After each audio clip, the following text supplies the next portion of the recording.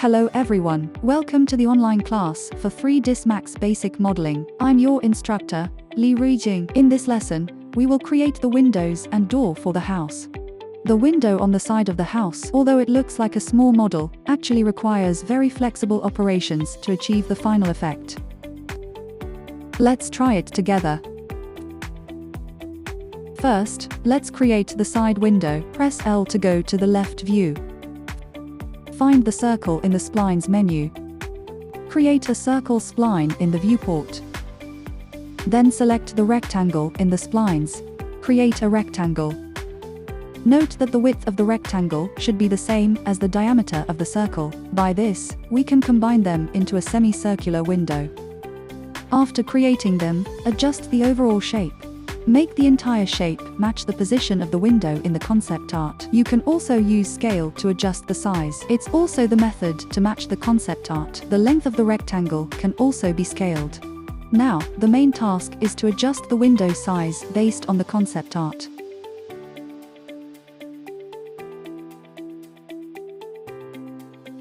After adjusting, select the circle spline. As you can see, the current circle's edges are quite smooth. But in low poly models, many shapes approximate circles but have fewer polygons. So go to the interpolation of the circle. Set the steps to 3. Well, so it still feels like a circle, but is actually lower poly. Then hold Ctrl and select the rectangle spline. Right-click and convert them to editable spline. Select one of the circles. In the editable spline parameters, click Attach.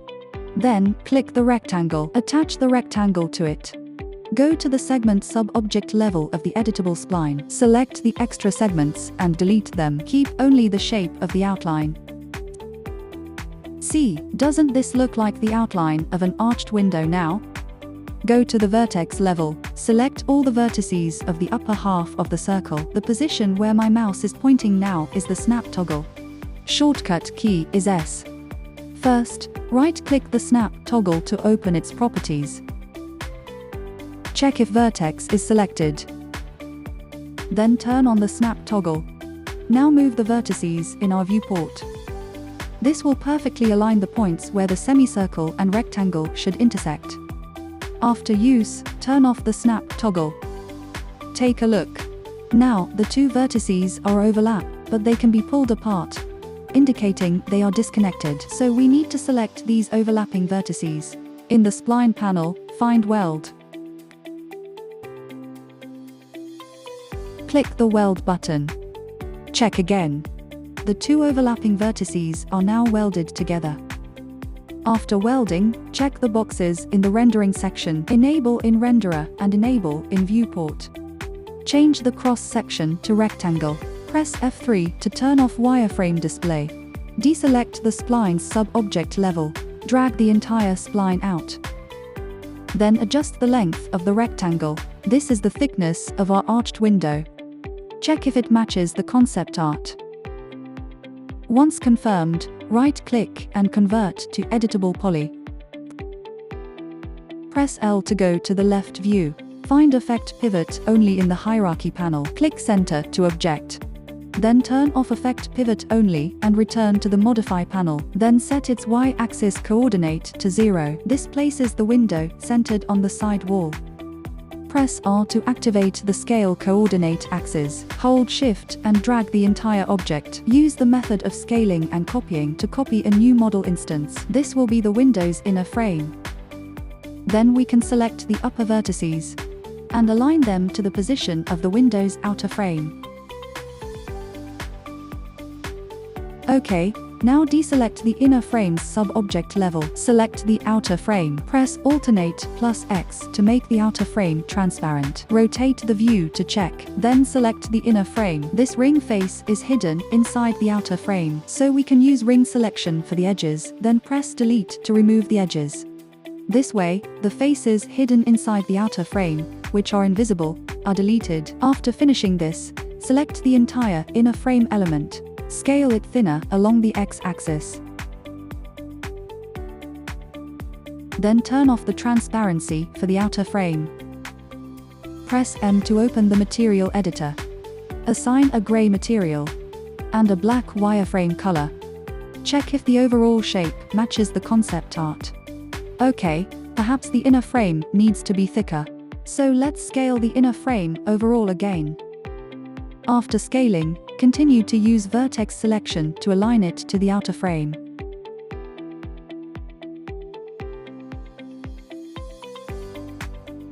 Select the edge sub-object level. Select these vertical edges. We need to create a horizontal window mullion. Open the Connect Settings window and connect with for segments. Now watch my operation. By repeatedly scaling vertically, we straighten all 4 connected segments. Go to the vertex sub-object level and select these points. Scale them narrower. Move them up. Every 2 segments represent the position of 1 window mullion, so we are now moving the points to match the window mullion positions. After finishing, press F3 to turn off wireframe display. Rotate the view. Go to the polygon sub-object level. Select these middle polygons and delete them. Then, select the border sub-object level. Hold Ctrl and select the 2 corresponding horizontal borders. In the Edit Borders panel, click Bridge. These 2 borders are bridged together. The bottom part is the same. This is how we create the window mullion. The vertical window mullion bars are done the same way. We can select these horizontal window mullion bar edges. Press F3 for wireframe display. Right-click and find the Connect Settings window. Set the connect segments to 2. Decrease the middle values to make them narrower. OK, go back to the polygon level. Delete the polygons above and below where the vertical mullions will be. Go to the border level. Select the top and bottom corresponding borders. Press F3 to turn off wireframe display. In the Edit Borders panel, click Bridge. The vertical mullion bar is bridged out. The bottom part is the same. Bridge it. After finishing, rotate the view to check. Press L to go to the left view. Go to the vertex sub-object level. Now we need to use Target Weld to tidy up the vertices on the window. The purpose is to optimize away segments that don't contribute to the structure. During the Target Weld process, you can see we only welded the front vertices. The back vertices are not welded. Rotate to check. Press Alternate plus Q to isolate selection. The back faces are actually hidden inside the wall, so we can delete these invisible faces. Currently, only the outer frame's faces are selected for display. We can press F2 to make face display normal. Then hold Ctrl and select these areas. Press Delete to remove them. After finishing, exit isolation mode. Select the outer window frame again. Press Alternate plus Q to isolate it. The back faces can also be selected via ring selection. Press Delete to remove them. Then select the inner frame. Use Target Weld on the vertices. Tidy up the segments that have no structural purpose.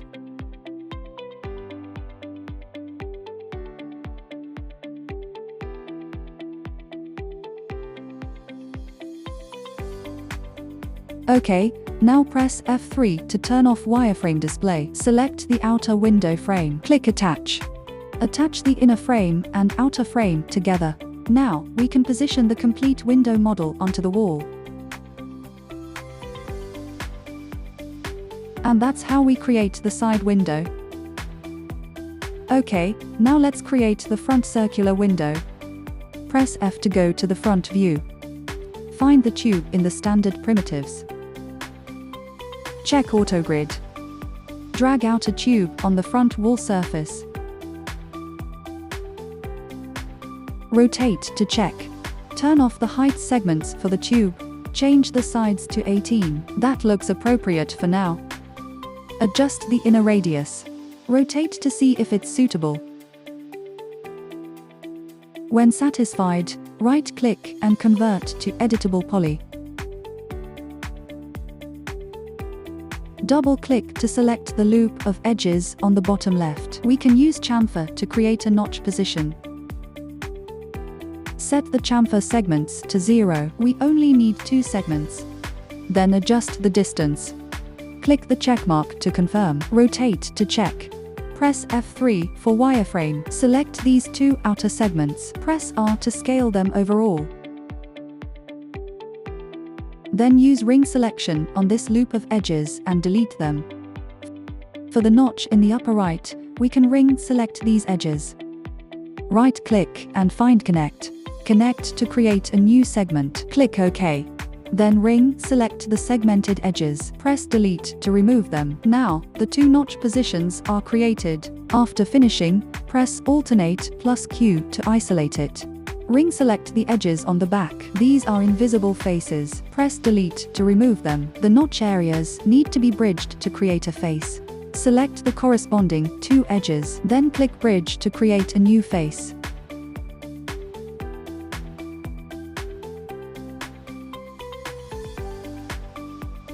After bridging, press F for front view.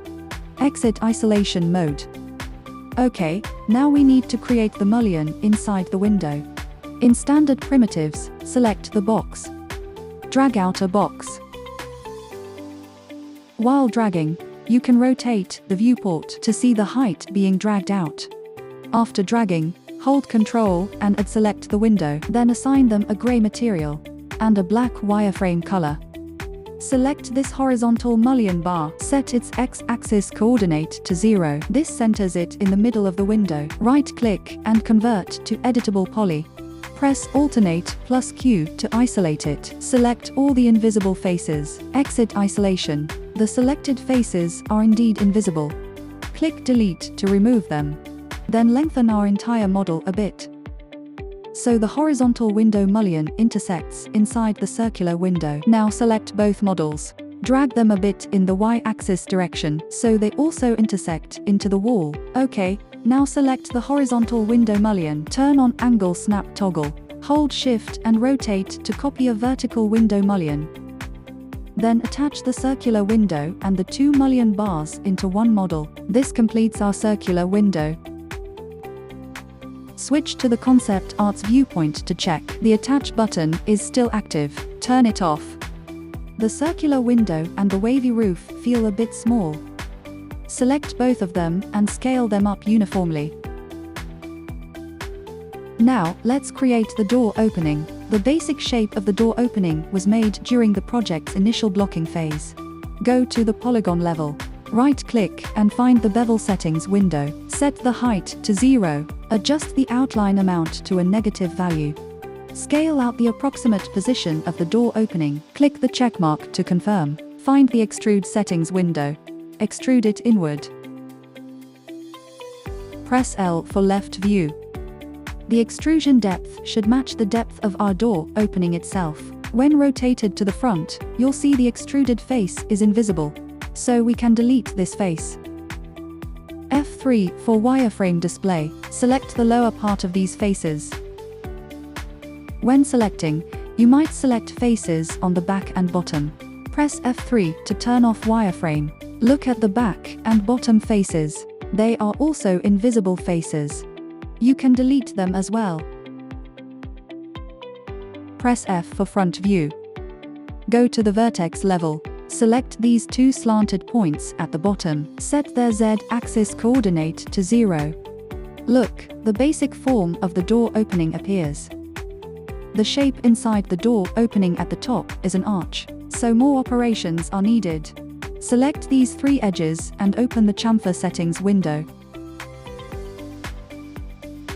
Increase the chamfer distance a bit. Modify the chamfer segments, so each edge is only split into 2 segments. Adjust the chamfer distance. Make the resulting spacing feel relatively even. Then click the checkmark to confirm. Go back to the vertex sub-object level. Activate Target Weld. Weld the vertices created by the chamfer on this polygon. Weld them, so it still maintains triangles and quadrilaterals. OK, press F for front view. Select the entire arched door opening. Use scale and move to adjust its shape. Match it to our concept art for checking. We can adjust it a bit more. Turn off wireframe display. Observe from the concept art's angle. Adjust. Go back to front view for adjustment. The two bottom points can also be scaled horizontally to adjust their spacing. OK, after adjustment, rotate to the same perspective as the concept art and observe. Thus, our doors and windows are completed. That's all for today's lesson. See you next time.